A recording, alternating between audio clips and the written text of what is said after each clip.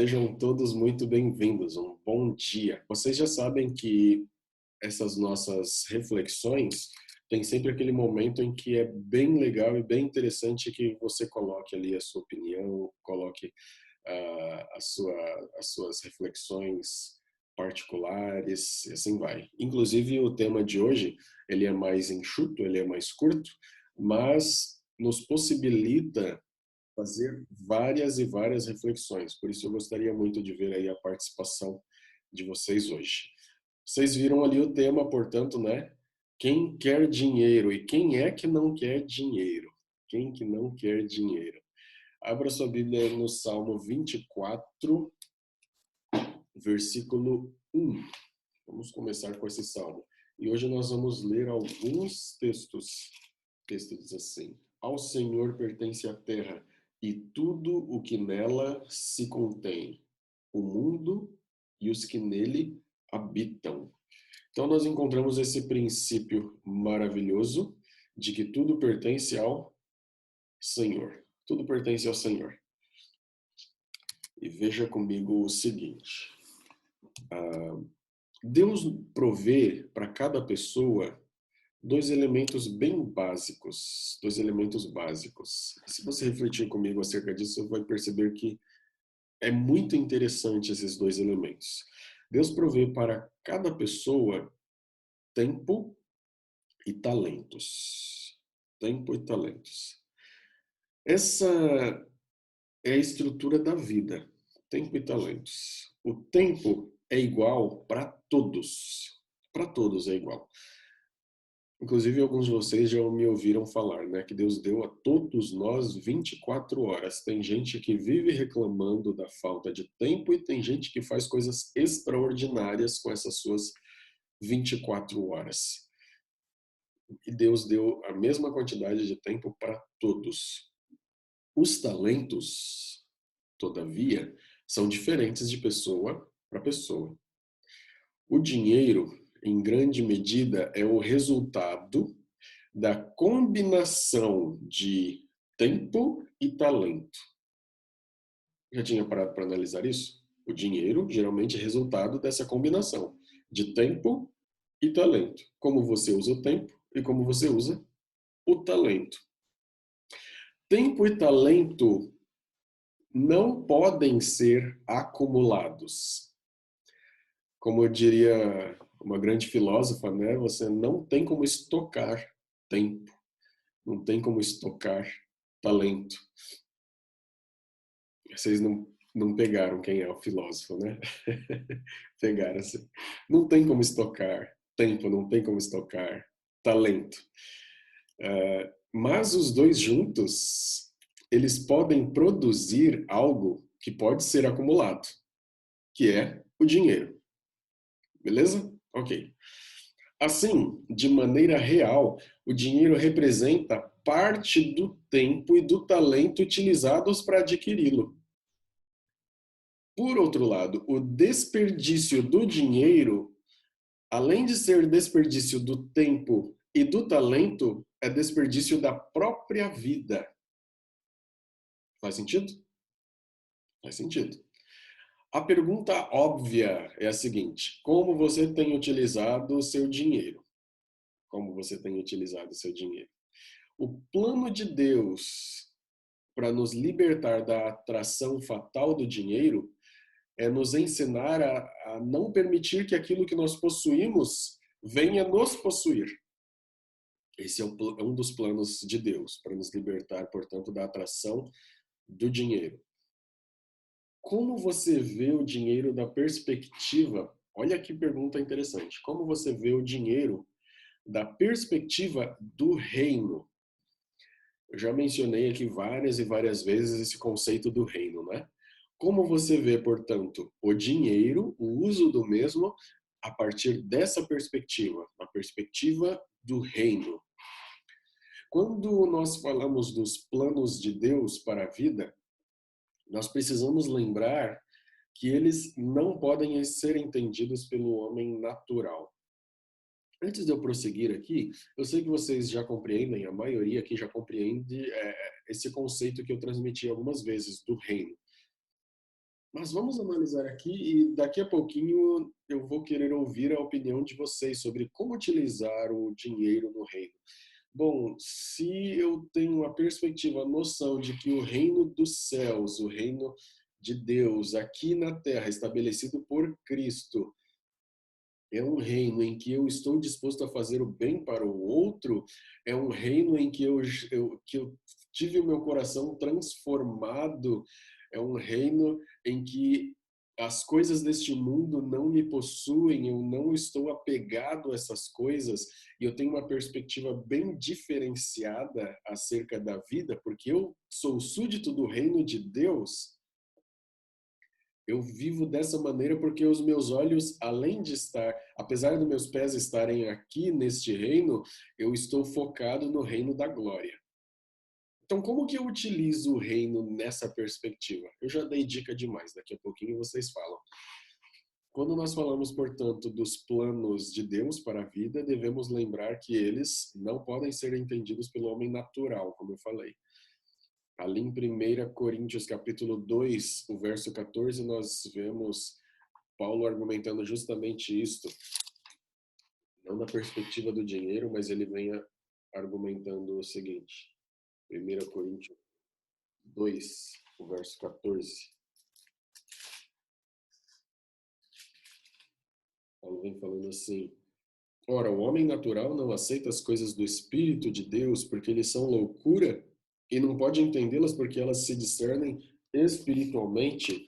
Paulo está falando aqui de um outro aspecto, mas se nós trazermos esse princípio que ele aqui coloca para o nosso tema de hoje, há pessoas que não compreendem e não aceitam de maneira alguma isso que eu acabei de dizer acerca da utilização dos recursos do dinheiro na perspectiva do reino, porque o foco de quem não discerne esses aspectos espiritualmente, o foco está no quê? Em ganhar mais e mais, e ganhar e acumular o quê? Dinheiro e ter posses, sendo que na verdade as posses é que o tem. Outro aspecto, uh, tais planos podem não parecer razoáveis. Por quê? O homem é uma criatura finita e não pode entender plenamente os caminhos de Deus. Segundo aspecto, Deus veste seus planos em mistério e não os revela em todos os detalhes para que desenvolvamos um relacionamento de fé com Ele. Não sei se você captou o que eu quis dizer agora aqui. Nesse segundo aspecto, Deus tem estratégias e planos em que ele não revela todos os detalhes com relação ao futuro, justamente para que nós sejamos capazes de desenvolver um relacionamento de fé, de confiança com ele. Que estratégia Deus utiliza? Você já deve ter ouvido falar muitas vezes sobre dízimos. Nessa perspectiva que nós estamos dialogando aqui, parece que faz mais sentido. Parece que faz mais sentido. Nas Escrituras, nós aprendemos que os dízimos pertencem ao Senhor. Veja comigo Malaquias 3. Agora que eu comecei a falar de dízimos, eu só estou escutando o barulhinho do pessoal saindo. Alguém deve ter ficado aí chateado. Mas Malaquias capítulo 3 fala assim, ó. Talvez alguém estivesse na expectativa, achei que ele ia ensinar a ganhar mais dinheiro. Mas analise aqui comigo. Deixa eu fazer um ajuste aqui. Malaquias capítulo 3, versos 8 a 10, você conhece. Roubará o homem a Deus? Todavia vós me roubais e dizeis, em que te roubamos? Nos dízimos e nas ofertas. Com maldição sois amaldiçoados, porque a mim me roubais, vós a nação toda. Trazei todos os dízimos à casa do tesouro, para que haja mantimento na minha casa. E provai-me nisto, diz o Senhor dos Exércitos, se não vos abrir as janelas do céu e não derramar sobre vós bênção sem medida. Olha só, por meio da devolução sistemática e fiel daquilo que Deus separou como um símbolo, ele nos ensina os princípios básicos do seu reino. Eu vou abrir aqui alguns microfones e pedir a participação de vocês.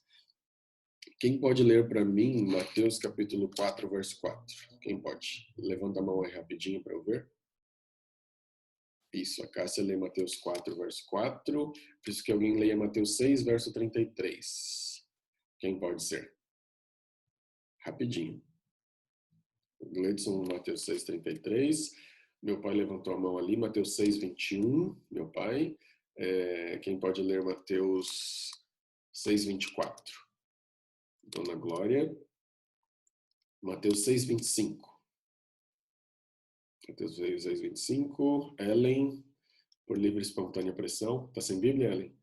Então, a Grazi ali, Mateus 6, 25. Beto, Mateus 22, 21. Eu preciso de mais um voluntário aí para ler Mateus 28 e 19.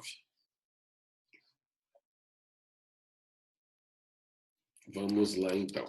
Esse primeiro verso é para nos lembrar a questão da submissão, a importância de nós sermos submissos ao Senhor. Leia, por favor, Cássia. Jesus, porém, respondeu: está escrito, não só de pão viverá o homem, mas de toda palavra que procede da boca de Deus. Obrigado. Esse verso tem até um significado mais especial e profundo para aqueles que que acompanharam aquele assunto da alimentação, né, que nós dialogamos aqui. Então, a dependência, a confiança na palavra de Deus, submissão nele. Gledson, Mateus 6:33, né? Foi você, né? Uhum. Buscai, pois, em primeiro lugar o seu reino e a sua justiça, e todas estas coisas vos serão acrescentadas. Muito bem. Todas as coisas sendo acrescentadas, a confiança, a dependência naquilo que ele vai prover. O meu pai ficou com Mateus 6, 21. Ali vai ler com relação a prioridades. O que diz aí o texto? Pois onde estiver o vosso tesouro, aí estará também o vosso coração. Fala ali sobre prioridade. Onde é que está o meu e o seu tesouro? Deixa eu ler aqui. Mateus 6, 24. Ninguém pode servir a dois senhores, porque ou há de aborrecer-se de um e amar ao outro, ou se devotará a um e desprezará ao outro. Não podeis servir a Deus e às riquezas. Quem ficou com Mateus 6, 25? Grazi, por favor, Grazi. Por isso vos digo, não andeis ansioso pela vossa vida, quando haveis de comer ou beber, nem pelo vosso corpo, quando ao que haveis de vestir. Não é a vida mais do que o alimento, e o corpo mais do que a vestes. Obrigado, Grazi. Então, Jesus ele vem argumentando aqui, e nós vemos aqui esse verso que fala acerca da confiança. Confie. Quem ficou? Beto, né? Ficou com Mateus 22. Abre o microfone aí, Beto. Disseram-lhe eles, de César então. Eles lhe disse, dai, pois, a César o que é de César e a Deus o que é de Deus. Perfeito. Então, aqui nós vemos a questão da obediência. Dar a Deus o que é de Deus. E quem ficou com Mateus 28 e 19? Então vamos lá, todos juntos. Mateus 28 e 19. Vamos lá. Mateus 28 e 19. Ide, portanto, fazeis discípulos de todas as nações, batizando em nome do Pai, do Filho e do Espírito Santo. Esse verso nos lembra aí a questão do compromisso. Compromisso que devemos fazer. Amigos, o dízimo é baseado em convicção teológica. Sem a doutrina da criação, o dízimo não faz sentido, não tem um sentido sólido. Analise comigo, faria sentido o dízimo sem a doutrina da criação? Faz sentido? Não faz. Os dízimos podem parecer também um absurdo, mas é um absurdo lógico. Em última instância, o dízimo representa a rejeição do egoísmo e a libertação da tirania das coisas, porque pertence ao Senhor. Ele é santo, assim como o sábado. Alguns dizem assim, mas Jesus só menciona o dízimo uma vez, ali em Mateus 23, 23. Alguns sugerem que pelo fato dele ter mencionado apenas uma vez no Novo Testamento, então nós temos falta, não temos base para o dízimo no Novo Testamento. Mas Jesus só falou de conversão uma vez também, em João 3, o verso 3. Se ele só falou uma vez de conversão, então a gente não precisa se converter. Seria isso? Então, percebe aí a lógica? Se a questão da conversão é tão importante e foi mencionada apenas uma vez, a questão do dízimo, que é mencionada no Novo Testamento apenas uma vez também, mas se foi mencionada pelo próprio Cristo, é tão importante quanto. Este é o momento agora que eu quero abrir para ouvir o que vocês têm a dizer.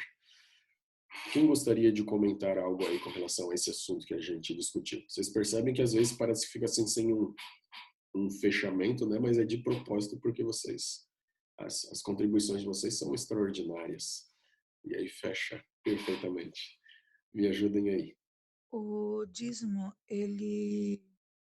eu acredito que ele seja uma prova de fé, de obediência, de sustento. Ellen White diz que a árvore do conhecimento do bem e do mal era como uma representação do dízimo, que é de Deus, a gente não deve tocar, mas deve ser uma alegria obedecer. A princípio, quando o pastor estava introduzindo o assunto, eu lembrei do que diz Davi: Senhor, não me dê demais, para que eu não venha me esquecer de ti. Também não me dê pouco demais, para que eu não venha blasfemar contra ti. Então, quando a gente confia a dependência nossa a Deus e cumpre a nossa parte, não que eu faço isso com a intenção que as janelas do céu se abram, não, porque elas estão sempre abertas, Deus manda as bênçãos para bons e maus. Mas é uma forma de confiar que nada vai me faltar. Legal. Quem mais? Fala. Muito interessante essa perspectiva, porque se eu preciso dos meus talentos e do meu tempo para juntar dinheiro, e eu uso grande parte do meu tempo e do meu talento para isso, quer dizer que meu coração talvez esteja muito nisso, né? Deus nos deu o tempo e nos deu o talento, e Ele espera que eu dedique isso para causas nobres. Ganhar dinheiro é importante, é necessário, mas se o meu coração estiver muito nisso, se eu estiver dedicando muito tempo para isso, talvez eu esteja sendo um pouco egoísta, né? Porque se eu estou usando os talentos que Deus me deu e o tempo que Ele me deu pensando só em mim, né? E o dízimo é uma demonstração de que talvez eu esteja não pensando apenas em mim, esteja confiando que Deus me deu os talentos, que Deus me deu o tempo, mas que eu dependo dele, entende? Que eu estou sendo grato e reconhecendo que é Ele quem me sustenta. Então é muito interessante pensar que Deus é quem me dá tudo, porque é Ele que me deu o talento e a energia e o tempo para ganhar dinheiro. Né? Não é merecimento meu, eu ganhei, eu lutei, não. Em tudo, Deus está na base, né? Ele que me concedeu. Muito bom. Alguém mais? Fala, Claudiane. Você fez várias provocações hoje. Eu acredito que Deus dá a bênção para a gente administrar a bênção e dividir a bênção. Eu acredito nisso. Mas eu também acredito que, já que ganhar dinheiro é uma soma de tempo e talento, nem todo mundo tem talento para ganhar muito dinheiro. E o grande desafio de você amadurecer na fé, amadurecer na vida emocional, na vida profissional, é você se enxergar nas suas potencialidades. Deus deu talentos para alguns homens ganharem muito dinheiro e administrar muito dinheiro. Mas para algumas pessoas, Deus só deu o necessário. E algumas pessoas trocam de igreja, vão para alguns lugares indevidos, porque elas acreditam que o céu é um banco, né, que distribui só benesses. Então, assim, a gente pode ser seduzido pelas dores da vida, pela fragilidade emocional, por série de coisas, né? A gente pode vacilar na fé nesse sentido e ser levado, ser empurrado pelos nossos próprios desejos, nossos próprios sonhos, para longe de Deus. Então, é necessário humildade e sabedoria divina para entender qual é a minha missão aqui. Se Deus me deu uma missão e sabedoria para administrar muito dinheiro, ou se os meus talentos é para administrar, não é uma quantidade menor de dinheiro, não é não ter sonhos. Eu não sei se eu estou sendo clara. Mas é sonhar os sonhos de Deus e viver a vida dentro das capacidades que Deus me deu e viver feliz com isso. Eu não sei se eu fui clara. Foi. Não sei se eu fui clara. Foi claro, sim. Muito bom. Obrigado, Claudiane. Jaqueline. Oi, pastor. Quando o senhor falou de política e religião, o senhor falou que era um assunto difícil, né? Complicado. Eu acho que quando a gente fala de dinheiro, eu acho que é um pouquinho mais, viu? Um pouco mais. Eu acho. Mas assim, a gente precisa falar, até porque se a gente for olhar na Bíblia, a gente vai ver, nossa, muitas e muitas passagens falando de dinheiro, né? Então, porque é um assunto importante. E a Claudiane falou dos talentos, né? Que às vezes não é todo mundo que tem muito talento para cuidar do dinheiro, né? Nesse caso, ele vai receber pouco talento, né? Porque assim, talento e tempo, Deus ele dá para todos, né? Nós já vimos isso. Mas realmente o talento, alguns têm mais, outros têm menos.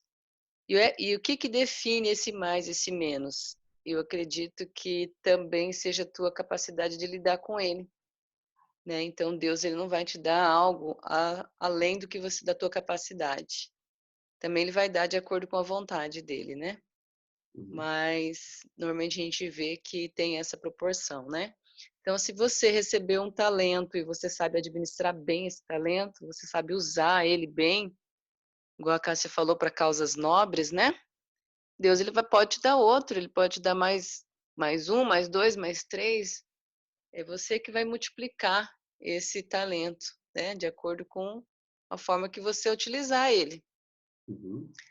E quando a gente fala de dízimo, eu, particularmente, eu não acho que seja o mais difícil, assim, da gente administrar. Porque fica fácil, a gente vai lá, né? Tipo assim, eu tô falando pra mim, né? Você vai lá, tira 10% e tal, sabe que essa é de Deus e pronto. Eu acho que o mais difícil é administrar os 90%. É aquela parte que fica com você. Eu acho que essa parte que nós temos que parar para pensar se nós estamos administrando corretamente de acordo com a vontade de Deus.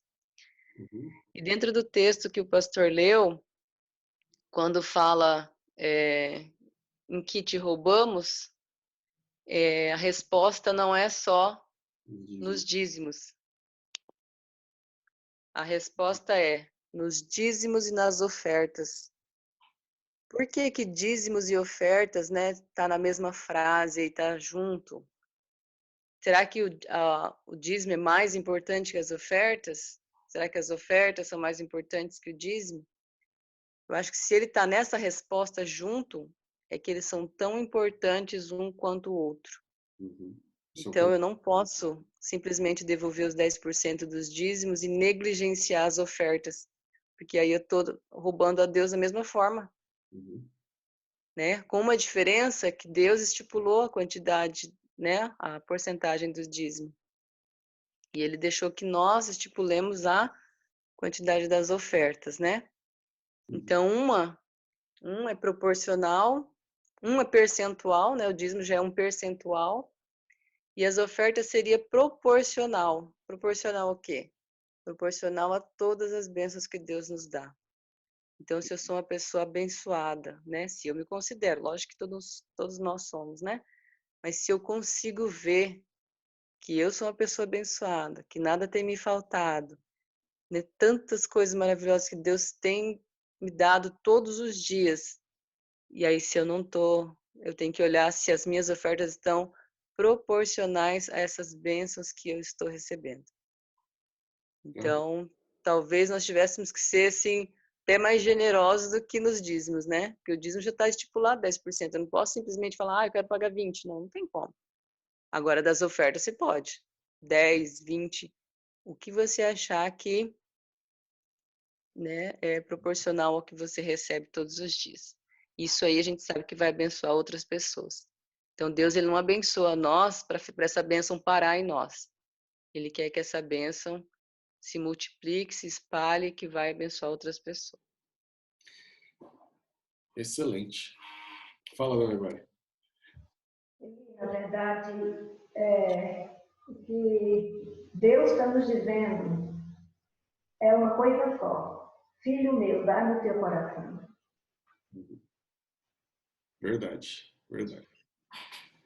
O que eu vejo, ele também o que eu vejo, que quando Deus falou para Abraão, tu será uma bênção. Não é só a pessoa dele, é com os bens e tudo. Deus deu bênção para Abraão para ele ser uma bênção para o mundo. A mesma coisa nós temos que ser em tudo. Ok, meus queridos, vamos orar. Santo Pai, querido Deus, agradecemos pelas orientações da Tua Palavra. Quero agradecer especialmente pelo privilégio que tenho tido de estar na companhia desses irmãos queridos a cada manhã, na Tua presença, refletindo sobre a Tua Palavra, aprendendo juntos. São muitas considerações interessantes, colocações sábias. Que o Senhor continue nos abençoando e, como refletimos aqui, que haja disposição em nosso coração de sermos também uma bênção. Saibamos utilizar este bem precioso que é o dinheiro no contexto do reino e que nosso coração esteja nas coisas do alto, que possamos estar todos os dias ansiosos pelo retorno de Cristo. Fica conosco nesse dia, dá-nos a tua paz. Rogamos o nome de Jesus. Amém. Bom dia. Tudo de volta.